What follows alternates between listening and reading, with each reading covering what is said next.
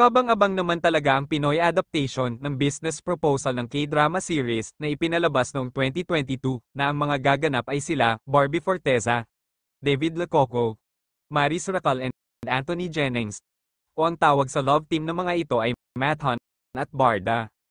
Ang mga nasabing love teams ay alam ng lahat na may kanya-kanya itong love life sa labas ng industry, ano kaya ang mga magiging reaksyon ng mga karelasyon nito sa kanilang magiging project. Kakayanin pa kaya ni Jack Roberto na tiisin ang kanyang pagiging seloso kapag sinisimula na ang series na ito? Maraming netizen din ang gusto mag-collab ang dalawang love team. Ang sigaw ng lahat ay Matt Hunt and Barda for business proposal adaptation.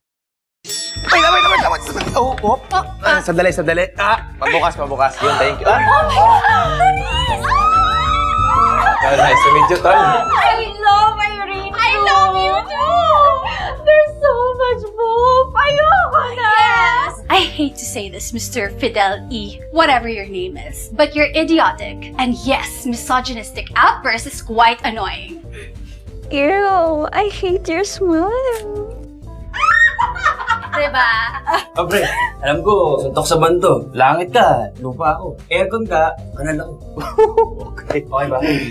Binibining Clay, tinatangi kita. Iniibig kita, binibining Clay.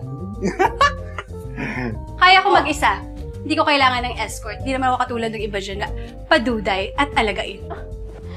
You have a date looking like that? Who's your date? Mama mo. Mama ko? Mama mo. Mama ko?